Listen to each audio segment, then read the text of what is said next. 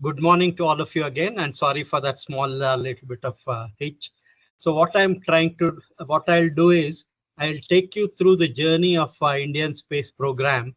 Today, as you're all very familiar, space is the new frontier, or it's called as the fourth frontier after humanity is in a way conquered land, ocean, and airspace. So way back in 1957, when the two superpowers, Americans and Russians, were competing with each other to demonstrate who is mightier and who is stronger. They were developing these technologies. But at that time, as you are very familiar, 1957 was just 10 years into independence.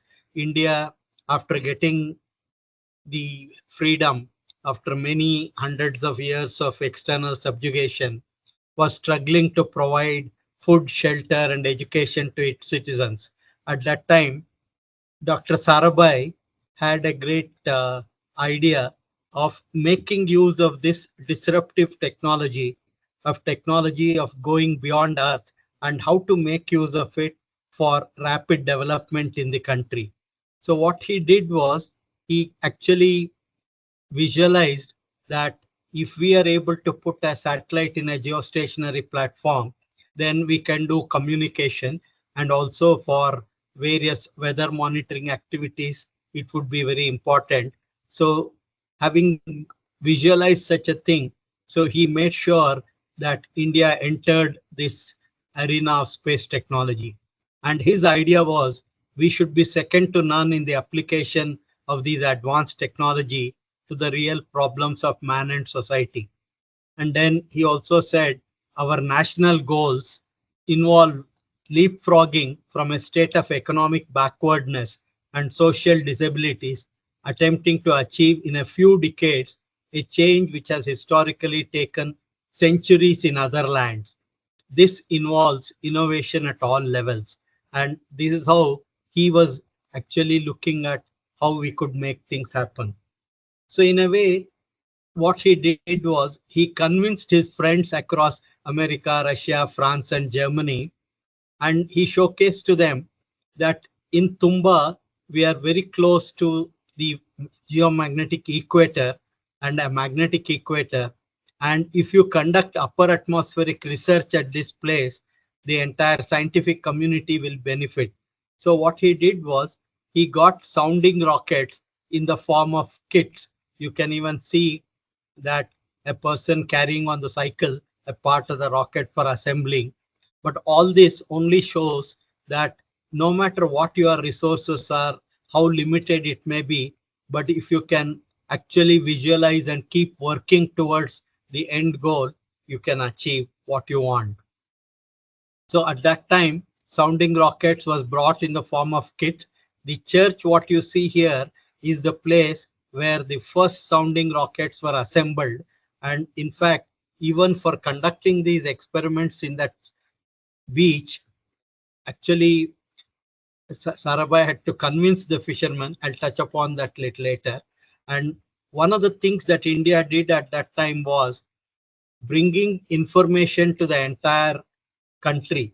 And for that, again, Sarabhai conceived of an experiment where he took the help of an American satellite, one of the most advanced technology satellite, which was being built. And in 1975, for 1 year, India conducted world's largest socio-technological experiment.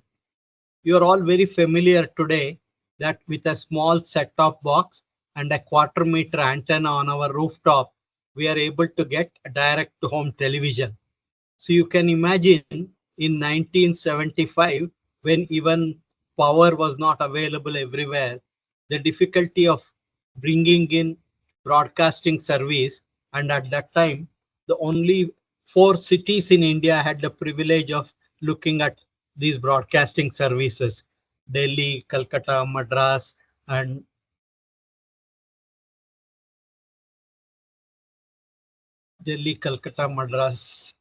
Bombay.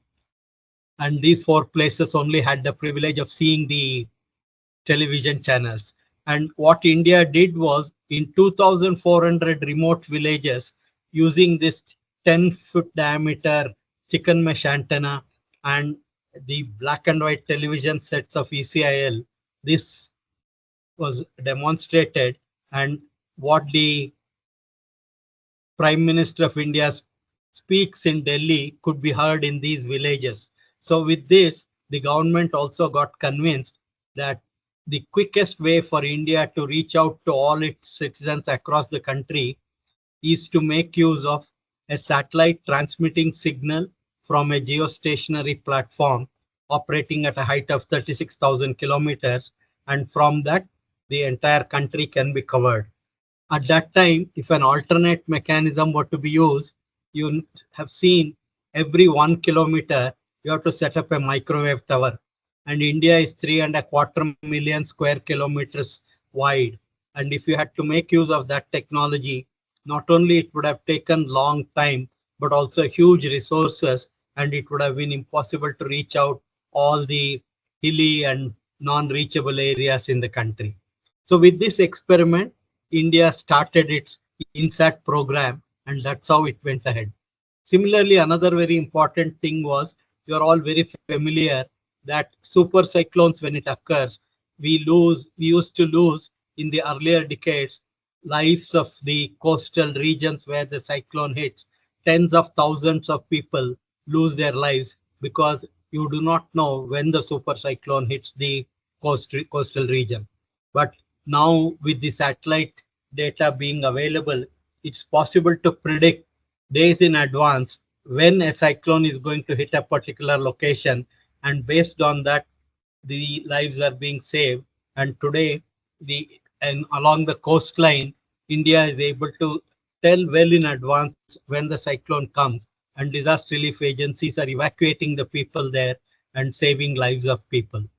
And space-based disaster management support, which enables well in advance information being provided, has enabled India to take advantage of this space technology. Another very interesting thing that happened is Dr. Sarabhai had to convince the fishermen that they should allow us to conduct the experiments of launching these sounding rockets there. And with that, he actually had to tell the fishermen, with the help of the priest of the church there, one Bernard Pereira, and using his services, fishermen were told, you vacate this place and allow us to conduct these experiments. One day in future, the country will benefit. So what was being done from 1999 is, by looking at the color of the ocean from the satellites orbiting Earth, you identify the chlorophyll, and through the chlorophyll, the food chain of the fish, you locate in the ocean where, if the fisherman goes, he can capture the fish. In fact, just this one activity alone saves to the country between 10 to 15,000 crores a year, because what happens is the amount of petrol and diesel the fisherman has to spend in reaching the prospective fishing zone is saved, and also he is there assured of his fish catch. Today, with our own navigation satellite, this activity is taken one level further, and a mobile in the hands of the fisherman tells him, with the signal received from the navigation satellite in a small battery operated gadget fitted in the boat of the fisherman, not only it locates itself, like in your mobile, you know your position, latitude and longitude is known to you. And similarly, our Navic satellite enables a small gadget to identify the latitude and longitude of the receiver, and this communicates with the mobile in the hands of the fisherman. And an app on the mobile points to the fisherman like a video compass where to go for fishing. And not only that, it alerts him of the weather vagaries that could occur in the coming days, either heavy rains or heavy winds or even cyclonic storms, sea state roughness being unbearable. All this information goes to him in his mother tongue. So you can see what is happening here. a person who does not know reading or writing is taking advantage of the most advanced technology of a rocket putting a satellite into orbit, and through the instruments on the satellite providing both communication and navigation information, the person who does not know reading or writing is able to carry on his livelihood. So this is the real advantage of the space technology, and that's how India is moving ahead with making use of these capabilities. Similarly, in the early days, you are very familiar. If you had to reach out to any of your friends or relatives, one had to go to a telegraph office to do a person-to-person call. And if you are lucky that day, your connection would have come through.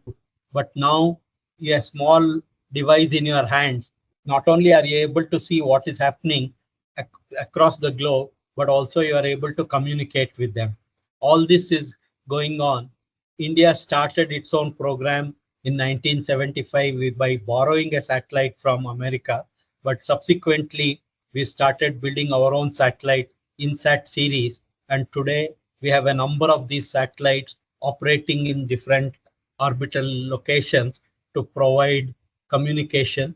Not and the kind of services that are being provided apart from broadcasting, it's also all the direct to home television services, then the ATM services of the banks or stock exchange activities, and a host of them providing connectivity to mobiles, etc. is all possible through this, and even connecting the remote gram panchayats for providing information to them about the various government programs are all happening through the satellite communication.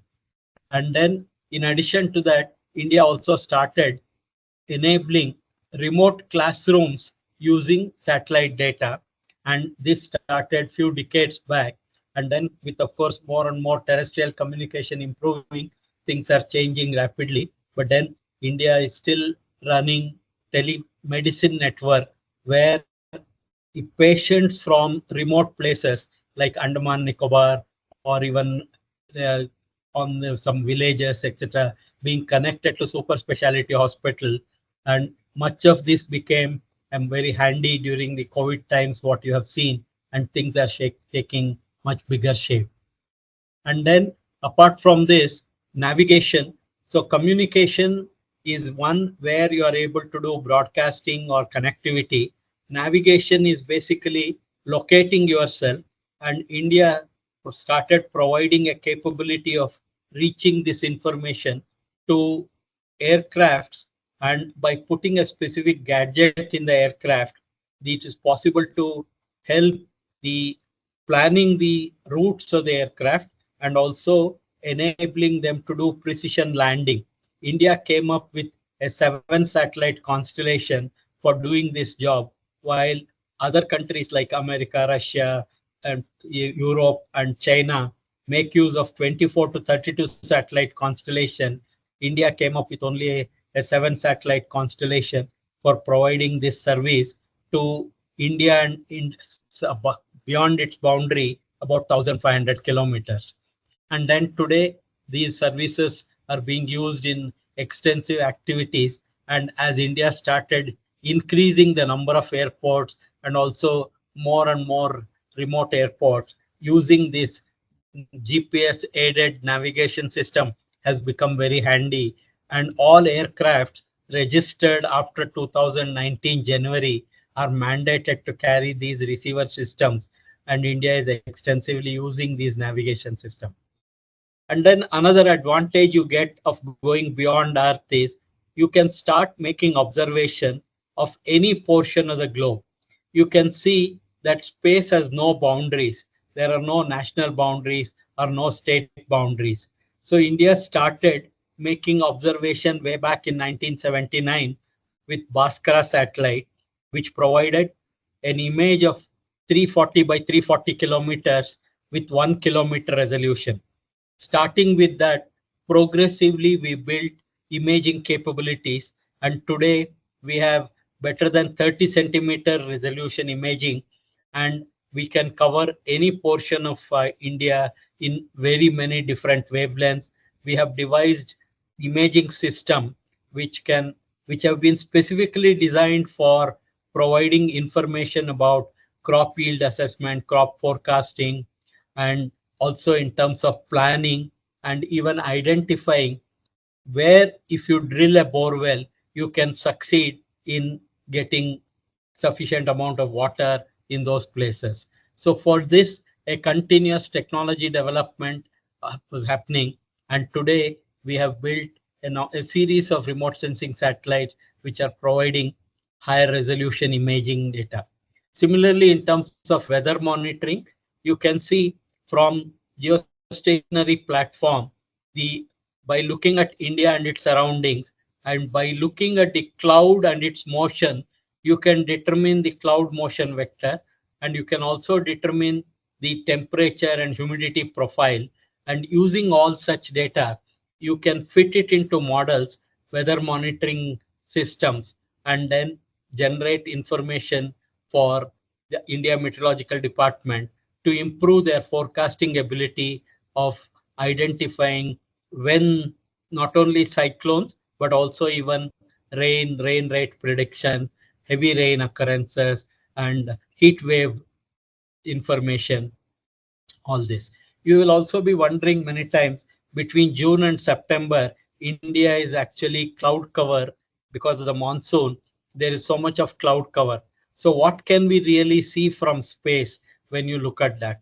So like glass is transparent to us for our vision, microwave sensors can penetrate through the clouds. By building instruments which operate in very different wavelengths, you can make observation even through the clouds. And we have built a large number of satellites for providing information progressively. And with that, we are able to provide a host of information. And we have been building various kinds of instruments for that. As you can see, telescopes of larger and larger size, and then with different resolutions and with different times of revisit. See, if you want to find out what is happening in a given region, what is important to you is how frequently can you make your observation, and with what resolution you can make, and in how many different wavelengths you can make. Obviously, you know that if you want to get to know more and more details of an object, more and more parameters you identify for characterizing it, it helps. So India has been building many different kinds of sensors. So while I can see only between 400 to 700 nanometers, you know that electromagnetic radiation occupies a very large wavelength region, and humanity is able to see today infrared, gamma rays, and even X-rays. So similarly, in microwave wavelength, if you build instruments, they can penetrate through the cloud and they can give you a host of information. There are also what are called active sensors. Like in a mobile or in a camera, if you do not have a flash, you have to make sure that you have sunlight available or an alternate source of light is available. But if you have a flash in your camera, then the camera itself becomes an active sensor, because you can flash light, and then based on the reflection from that light, you can take pictures. So similarly, in the microwave sensor, you can get data in various wavelengths. What is not visible to our eyes can be picked up from this. And using such sensors, today we have a large number of information being generated. One of the key things in any development for planning or even construction is to know about digital elevation model. So you are very familiar in geographic areas when somebody wants to construct a dam or even a building on a site, it is important to know what is the elevation differences, etc. So India has built satellites which can provide information about the height above ground surface. And using such instruments, we have covered not only Indian subcontinent, but also many of the neighboring regions, and also global data sets providing the stereo information. So today what we have done is using optical, microwave, multispectral, and also multispatial and multitemporal. That means if you want to know how changes are taking place, if you make observation of a given region day after day, you can see what changes are taking place. So for doing such things, using satellite data over last 3 to 4 decades, a large amount of information has been collected. And using our navigation satellite, today you can also do what is called as position dependent data collection. So in fact, this is one of the key capabilities which helps in lot of planning and monitoring activities. And with all such data collected and digital elevation data also being available and using computers for running models, what India has done is it is using it for socio-economic security, then for sustainable development, for disaster risk reduction, and for governance. In all these areas, India is using these data sets. In fact, what has also been done is it is one thing to generate new information set, but another thing to make an effective use of it. So while India started its space program in the 70s and 80s, you can imagine that at that time, lot of government departments which were doing their work by using alternate methods of data collection, they had to be convinced that the data collected from space can be used by them for making rapid planning and then monitoring of what is happening. So it was also necessary to go to these departments, talk to them, and convince them. And it is here that you see the human nature that comes into picture. So normally what happens is when you go to somebody and tell them that what they are doing can be done in a very different way, first reaction would be, I know my job better. Who are you to tell me? But then with persistence, you can make your point clear. And this is how you can see those space technology became available. Then adaptation of that and effective use of that took a lot of time and effort. Forest Survey of India started using this data way back in 87 to generate biennial maps of the forest cover of India. Similarly, Ministry of Earth Sciences using it for potential fishing zone and then also for crop planning. Then Ministry of Agriculture now uses it for various crop assessment and then telling before the harvesting what is the yield this year, what is the likely yield of wheat, rice, sugar cane, groundnut, cotton, like that host of them. Similarly, coastal zone coverage and then civil aviation. In all this, with this consistent effort, India was able to make more and more effective use of space technology. And here again, you can appreciate that when the people at the top realize that the data and the system can be used effectively, the penetration of technology happens much faster. In fact, in 2015, ISRO conducted, along with the government of India, a program where all the secretaries of state and central government were brought together, and the whole gamut of what technology information is available, how the various departments can use it for their application was showcased. And on this day, actually, Honorable Prime Minister himself spoke extempore for 45 minutes, telling the secretaries how the space technology can be used in governance. In fact, Honorable Prime Minister, when he was Chief Minister of Gujarat, had used this information to identify where a new school should be set up by looking at, if you set up a school, how the walking distance from the villages to that school becomes reduced, and those places where earlier the distance was longer were chosen not on the basis of recommendation of any politician. Similarly, hospitals and a host of activities were being done for communication, connecting to the remote places, doing online activities, and then monitoring. In all this, the use of space technology became very essential. And today you are also very familiar use of solar energy for solar power generation is a very important aspect. And what has been done is by collecting data from satellites of what is the solar insolation and what percentage of sunlight will be available in a given location. And not only that, you can identify the waves, the wind vector, and all this information used for power generation. Such data is collected using the satellites. And then non-conventional energy, wind energy, wave energy, solar calculators are available. Today, a huge number of solar panels are established across the country for making power generation. Another very important aspect is you can collect data of even non-reachable regions, and in fact, how the entire climate change studies have a set of parameters which can be monitored using satellite data over terrestrial regions, oceanic regions, atmosphere, cryosphere, and for all this, satellite data is actually generated, and there is a system called National Information System for Climate and Environment Studies. It provides such data through the website. And then enabling, I've already touched upon telemedicine and teleeducation network.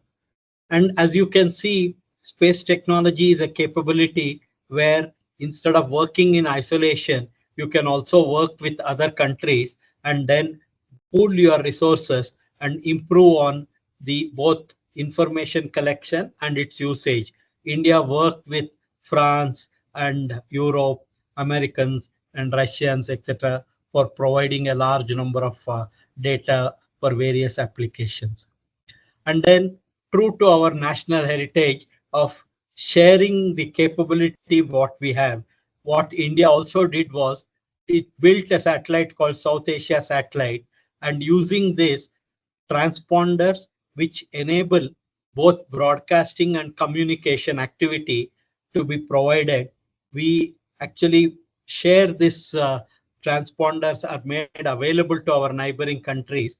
And in fact, one of the key things that happened when this launch took place was all the heads of the states of these countries were there on a common video program. And what the Afghan president said at that time was very interesting.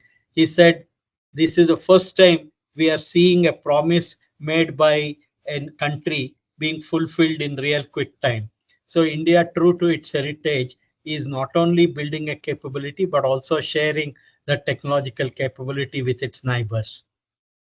While all these activities of Earth observation, communication, navigation, broadcasting, etc. happens, India also all the time made use of its ability to go to space by looking at space science. As you can see, one of the key things that can happen is you can make use of observation of space from Earth also, but then atmosphere is in between you and the space. And if you can take out the atmosphere, your observation capabilities can become much better. So starting from sounding rockets in the 1960s, where upper atmospheric research was being done using this data, Aryabhatta, when it was launched in 1975, carried some scientific instruments which looked at some X-ray sources and gamma ray burst. And then with every opportunity we had, some scientific instruments were designed in that. And then 2008 onwards, we started building very specific scientific missions themselves. So I'll see some of the details in a subsequent slides. So one of the things that India did was initially it built its satellite and started going from low Earth orbiting. That means you put satellites going around Earth in 500 to 1000 kilometer range, and these are low Earth orbiting satellites. And if you can put a satellite at 36,000 kilometer, the period of that satellite is exactly 24 hours, which is the same as time Earth takes to rotate about its own axis. So because of this, the relative velocity of the object with respect to a point on Earth becomes zero. And as a result of that, the satellite appears like a tower at that height. So you can do line of sight communication using that satellite.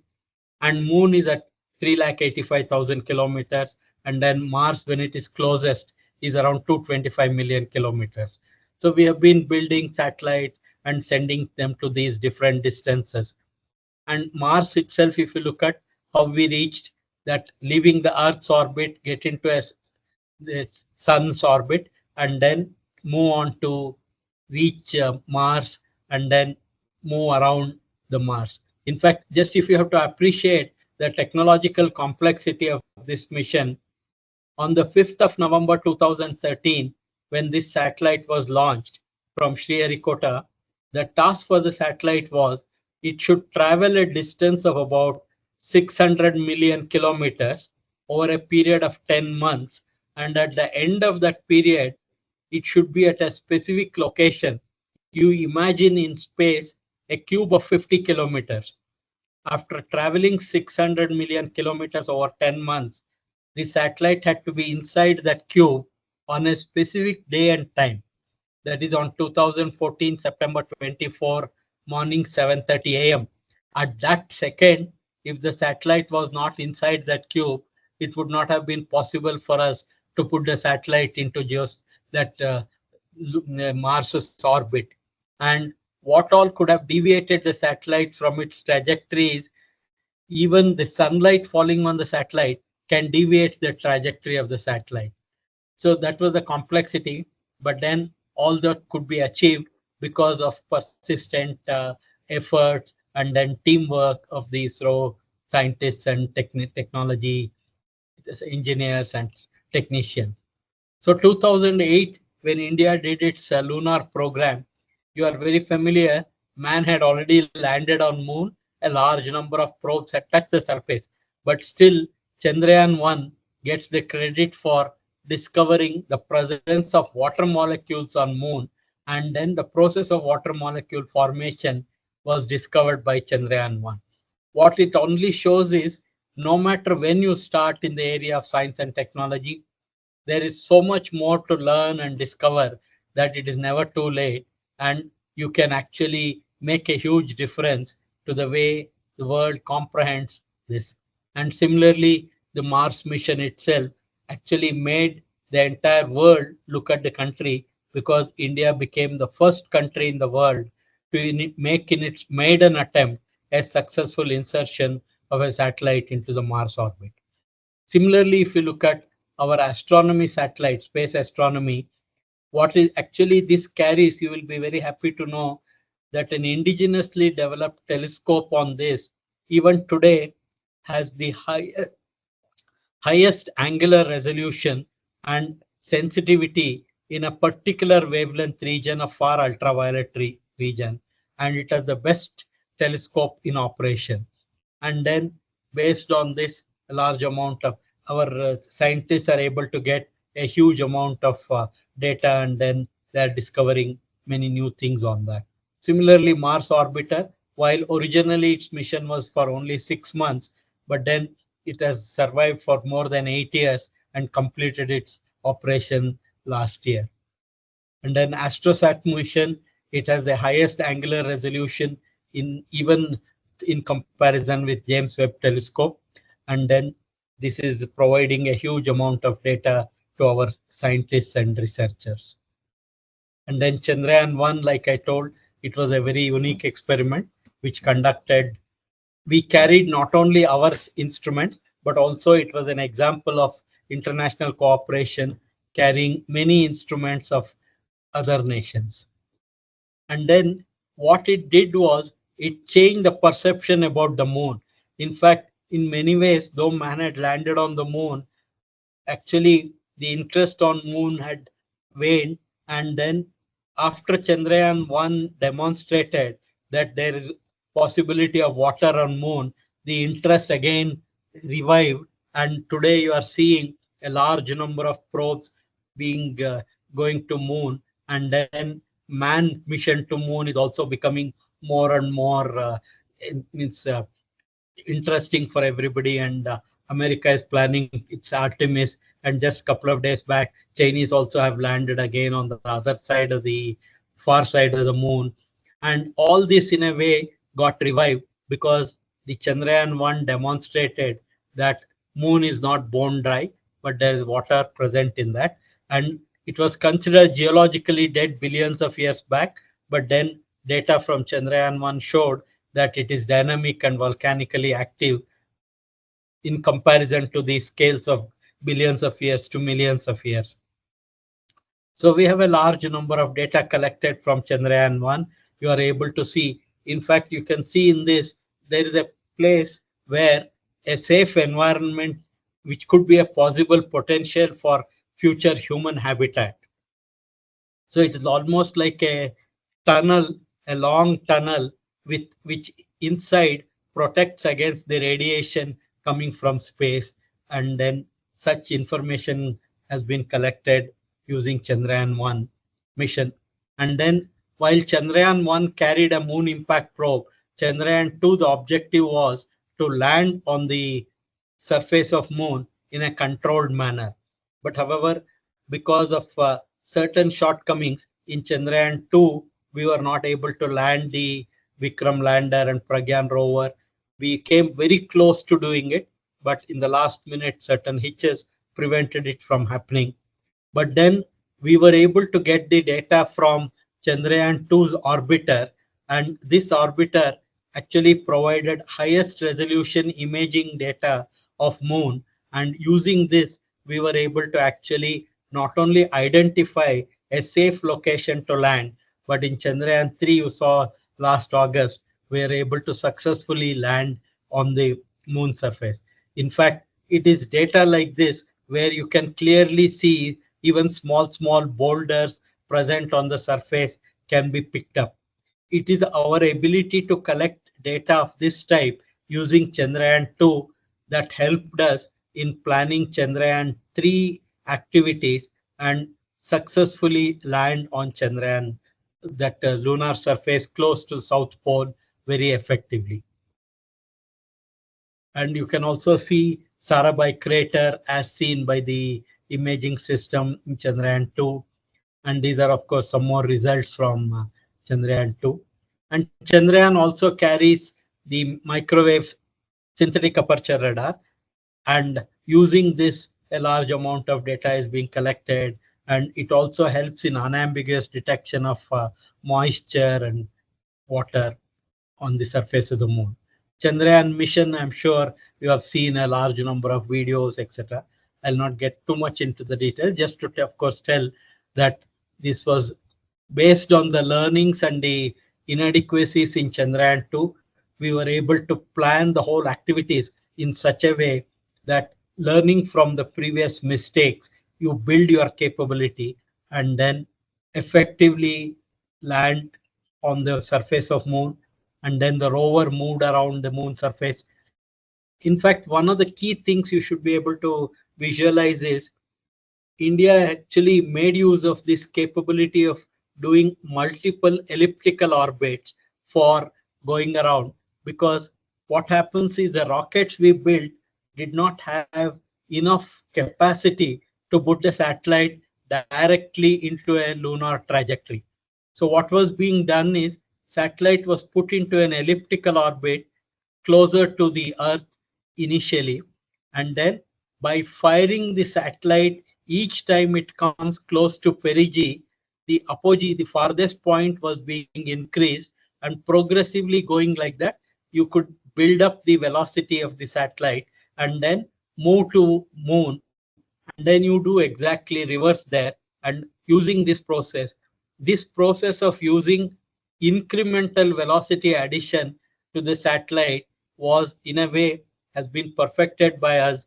We have done more than 5 missions now, 3 Chandrayaan missions, Mars mission, and also Aditya mission using such capability. And even though your resources may be limited, your capability may be limited, you can do very many things, is what was shown by this process. And these are, of course, just some images from moon. And similarly, Aditya L1 mission, if you look at, is again a very interesting thing. Between the sun and earth, there are few specific points which are called Lagrange points. And then any object, if you put close to those Lagrange points, by virtue of the two-body dynamics, amount of energy required for retaining the satellite or an object in that location becomes very small. And if you are able to put the object there, you can survive for long periods of time with less energy expenditure. So using such a thing, today we have a satellite which is doing observation of the sun so that you can see what is happening on the sun. Because you are all very familiar, Earth actually its life is sustained by the energy we receive from sun. Any variation that happens from sun and also the kind of coronal mass ejection that comes from there can all contribute to life on planet Earth. So more and more information you can get helps in being prepared for various activities. So while you built all these capabilities, while we started in 1957, 10 years after independence, today we are already seen that we have become the fifth largest economy, and very soon we will become the third largest economy, and then aspiring to become, by the time we reach our 100 years of independence, come close to number one position. And if that has to happen, you also need to be contemporary in the technological capabilities. Today, if you see in space, India has already shown that it has built its own launch vehicle capability and it can go to different planetary bodies. But then one of the capabilities that is required is putting man in space. And India decided that by the time the 75 years of independence happens, we want to put humans into orbit. But then because of COVID and other related issues, it got delayed. But then we have already progressed significantly. And within a matter of a couple of years, you will see Indians going around the planet Earth and then coming back safely. And for doing this, a large number of new technological capabilities have to be built. You have to understand how to keep humans intact when they are going to space, what kind of suits are required, and what kind of training is required, how to make sure that you are able to build all this. Not only that, even the launch vehicle you are using should be capable of carrying humans safely and bring them back. If that has to happen, human rating becomes important. So all these capabilities. So today ISRO is working on this, building a huge capability. And even before this activity is completed, India has already decided that you want our own space station by 2035 and landing on moon by 2040 are the targets set. So if these targets have to be met, huge amount of technological developments have to happen. And also India is today the being the fifth largest economy. If it has to increase its economic capability, space technology, which is considered to be $1 trillion economy, you need to have more and more Indians working on this system. So India is trying to make sure that the space technology activities are promoted, and you see the in space, and also ISRO itself is providing its facilities for various private entrepreneurs to do their activities. And then for doing all this, building launch vehicle, we have built 4 different versions of launch vehicles, and we have done more than 400 satellites of 34 other countries. And all these capabilities have been indigenously designed and developed. So if you look at all this, what is it that has been happening? Like I said, it was Sarabhai's vision that India should leapfrog into the future through the adoption of appropriate technologies. Today, you are all very familiar that disruptive technologies makes a huge difference to the way world makes use of things. Like I said, communication. Way back in the 60s and 70s, it was only through telephone, terrestrial connectivity that one was able to do communication. But today, by virtue of space technology, you are able to do that. And for all this, what India did was made use of the technology that was accessible to it, conceived of solutions which are relevant for our country. In the 60s and 70s, the demand was how can we make the entire country linked through communication and broadcasting, and then how can we provide information for doing various planning activities, whether it is for weather monitoring, cyclone tracking and prediction, or drilling bore wells, or learning about agricultural yield estimation, etc. So highest resolution. In fact, you will be very happy to know between 95 and 99, India had the privilege of carrying highest resolution imaging systems in the civilian domain of the world. So as a result of that, we were also able to provide globally this data using 18 ground stations across the world. Then in Mars orbiter mission, India demonstrated that you can do, even though your resources are limited, you can do interplanetary missions using those resources. Again, AstroSat satellite again shows that we carry the world's highest angular resolution and very sensitive telescope in a specific wavelength, making observations of celestial objects. And 104 satellites, when it was launched, it was again a very interesting activity. Now, leapfrogging as a concept, if you look at what is the leapfrogging, leapfrogging is nothing but if you want to reach a particular height, if you do not have the space, here you are seeing a person building momentum by running a certain distance, gradually builds up momentum and then takes off so that he is able to reach a higher point. But what if even that much space is not there for you?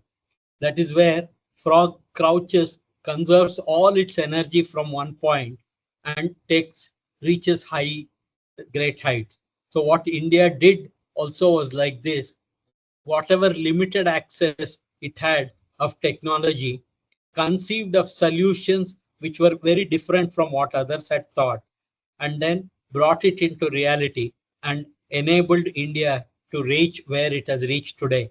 And if tomorrow has to be different, it is only possible when you become aware of what is the technology that are going on and how with those technology which is accessible to you, with that accessible technology, you can build solutions to the problems you are facing.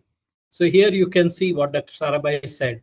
A positive approach out of our predicament lies in finding solution where the particular disadvantage of developing nations, which is that they have little to build on, is made an asset rather than a liability. That's how he conceived of borrowing satellite from America, demonstrating how communication can be done in the country, how broadcasting, etc. can all happen. And then by doing simple experiments to start with, and whatever is not available, build using your own resources and demonstrate that you can do things which others have not done. So it is necessary for them to develop competence in advanced technologies and to deploy them for the solutions of their own particular problems, not for prestige, but on sound technical and economic evaluation involving commitment of real resources. Similarly, he said, those who can apply their insight into the problems of the community and of the nation discover an exciting area of activity where effort is rewarding even while the results come slowly. In fact, many times when people ask, how is it that people at ISRO are able to achieve things, you can see there is a particular thought process here which is in the backdrop of such activity. And another very important aspect, particularly valid in today's world, is it is good to recognize how to relate oneself to other specialities without growing through a sense of failure. This is an outlook difficult to attain, but is nevertheless essential before one can really reach one's goal. And another really interesting thing, which is much more important, is this. The important ingredient for satisfactorily meeting the challenge of the changing environment is not experience, but an ability to learn. Experience is less relevant than the knowledge and the ability to learn and innovate. Today, this is a problem people are facing across the globe, and more so teachers, because the task of teaching earlier, it could have been one way. The people who are actually doing the job of teaching are doing it from a level where they had both information and knowledge, which was very different from the one who is learning. But today, because of the easy access to information and the information explosion, and the student has access to a lot of information through internet, through YouTube, through videos, etc.